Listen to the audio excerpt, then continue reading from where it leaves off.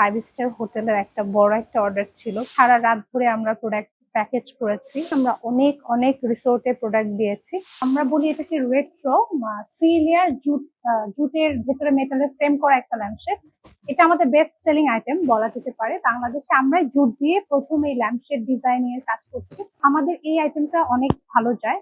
আর জুটের আমাদের যতগুলো আইটেম আছে এগুলোর খুব ভালো চাহিদা।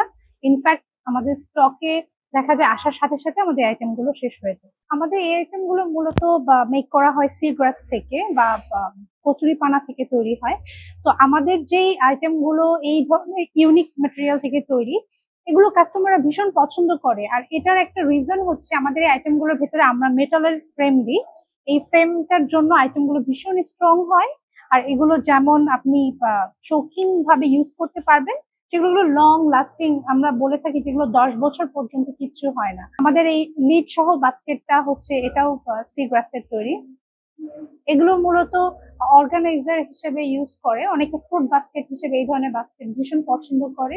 আমাদের এই সি গ্রাসটা মূলত কালেক্ট করা হয় দেশের বিভিন্ন এরিয়া থেকে। এখানে নীলফামারী, তারপরে নোয়াখালী, এই এরিয়া থেকে আমরা সি গ্রাসটা কালেক্ট করি এবং যেই কারিগররা এখানে আমাদের প্রোডাকশনে কাজ করছে, এই বিভিন্ন এরিয়ার কারিগররা এই প্রোডাক্টগুলো মেক করে। প্রথমে আমরা ল্যাম্পশেড ডিজাইন করি কিছু, এবং আমাদের প্রথম যে অর্ডারটা আমরা পাই এটা আসলে একটা 5 স্টার হোটেলের একটা বড় একটা অর্ডার ছিল। প্রায় 1.5 লাখ টাকার মতো একটা অর্ডার আমরা পাই। তো সেখানকার যে বড় একটা ডেলিভারি, প্রথম যে ইনভেস্টমেন্ট সেটা বলা যেতে পারে আমাদের। এটাই আর কি। এই অর্ডারটা থেকে আলহামদুলিল্লাহ আমাদের আর পিছে তাকাতে হয়নি। আমরা একের পর এক বাল্ক অর্ডার পেতে থাকি। বিভিন্ন জায়গায় ট্যুরে যখন যেতাম, দেখা যেত আমাদের দেশে বিভিন্ন রিসোর্টে বা রেস্টুরেন্টে আমরা দেখতাম যে বাইরের দেশ থেকে বিভিন্ন হ্যান্ডিক্রাফটস আইটেম ওখানে ডেকোরেশন পারপাসে রাখা হতো, লাইক ল্যাম্পশেড বা বিভিন্ন ইউনিক সব হ্যান্ডক্রাফটস। তো আমরা চেষ্টা করতাম যে এই আইটেম গুলো কেন আমাদের দেশে হচ্ছে না, বা কেন আমরা পাচ্ছি না এগুলো আমাদের দেশে রাখতে। ল্যাম্পশেড থেকে আস্তে আস্তে আমরা আরো যে ডিফারেন্ট ক্যাটাগরিজ আছে, লাইক আমাদের প্ল্যান্টার্স আছে, তারপরে জুটের যত আইটেম আছে, জুট রাগ, ওয়াল ডেকোর, উইকারের যে আইটেম গুলো থাকে, বেতের মিরর, তারপরে বাস্কেট, এছাড়াও different kind of home decoration item, বাঁশ, বেত, পাট, ছন, মাটি, কাঠের আইটেম রয়েছে। আমরা চেষ্টা করছি প্রকৃতি থেকে পাওয়া যতগুলো ম্যাটেরিয়াল থেকে হোম ডেকোরেশন আইটেম মেক করা সম্ভব সবগুলো দিয়ে হোম ডেকোরেশন আইটেম তৈরি করতে। আমি এবং আমার হাজবেন্ড মিলে আমরা আমাদের পুরো কোম্পানির কাজগুলো শেষ করতাম। লাইক আমি নিউ প্রোডাক্ট ডিজাইনিং, মার্কেটিং, আমার হাজবেন্ড ফাইন্যান্সটা দেখতো। আর এমনও হয়েছে সারা রাত ধরে আমরা প্রোডাক্ট প্যাকেজ করেছি। সারাদিনের যে ডেলিভারি যাবে সেটা সারা রাতে প্যাকেট করে 20টা, 25টা, 30টা, এমনকি আরো বেশি এই বড় বড় আইটেম আমরা রাত জেগে প্যাকেট করে রেডি করেছি। শোরুমে আমাদের এমপ্লয়ি আছে 5 জন, এবং আমাদের ওয়ার্কার্স যারা আছেন তারা মোটামুটি 18 জনের মতো আছেন। মডারেটরে আছেন আরো 4 জন। আমাদের কারখানা হচ্ছে রাজশাহীর নওগাঁতে।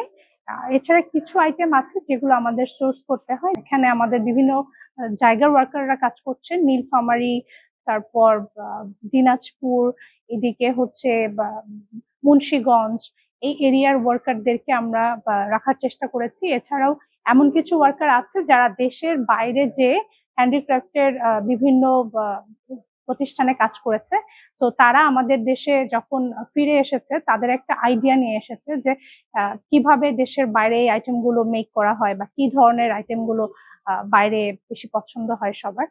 তো আমরা তাদেরকেও রাখার চেষ্টা করছি। আমরা অনেক অনেক রিসোর্টে প্রোডাক্ট দিয়েছি।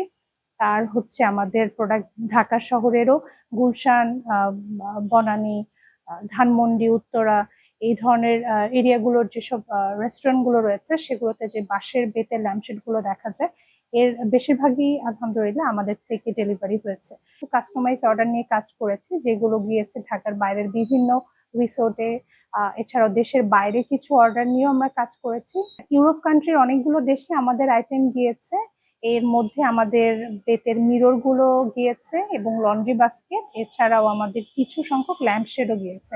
আমরা চাই আমাদের সংস্কৃতিটা যেন আমাদের দেশে আরো বেশি গ্রহণযোগ্যতা পায়, আমাদের সংস্কৃতি যেন বেঁচে থাকে, এবং আমরা যেন আমাদের দেশের পাশাপাশি বাইরেও যেন আমাদের এই আইটেমগুলো পাঠাতে পারি। আমাদের যে আইটেমগুলো রয়েছে এই আইটেমগুলো আমাদের দেশে যেমন চাহিদা রয়েছে, মানুষ যেমন পছন্দ করছে, এছাড়াও এই আইটেমগুলো কিন্তু দেশের বাইরে অনেক চাহিদা রয়েছে। কিন্তু আনফরচুনেটলি দেশের বাইরে এক্সপোর্ট করার জন্য যে পরিমাণ ফান্ড বা মূলধনের প্রয়োজন, আমাদের এই যারা আমরা আছি এই পর্যায়ের যারা উদ্যোক্তারা আছি, আমাদের পক্ষে এটা একটু টাফ হয়ে যায়। সো আমরা চাই যে একটু যদি বা ছোটখাটো ঋণ নেওয়া যায় ব্যাংক থেকে, বাট ঋণের যে প্রসেস গুলো রয়েছে আর কি, এগুলো খুবই ঝামেলাযুক্ত। সো অ্যাজ এ এন্টারপ্রেনার আমি যখন চেষ্টা করেছি, আমি যখন শোরুমটা ওপেন করলাম তখন আমি চেষ্টা করছি খুব ছোট অ্যামাউন্ট একটা লোন নিব, বাট আমাকে এতগুলো ঝামেলা দেখিয়েছে আমি আর ওই লোনের দিকে যেতে পারি। এই ধরনের সুযোগ সুবিধা যদি আমাদের জন্য অ্যাভেলেবল করা হতে পারে বা করা যেতে পারে, তাহলে আমার মনে হয় আমাদের দেশ থেকে খুব সহজে আমরা প্রোডাক্ট এক্সপোর্ট করতে পারবো এবং আমাদের ঐতিহ্য, আমাদের সংস্কৃতিকে আমরা দেশের বাইরে যেমন প্রেজেন্ট করতে পারবো, এছাড়াও যে রেভিনিউ সেটাও আমরা বৃদ্ধি করতে পারবো।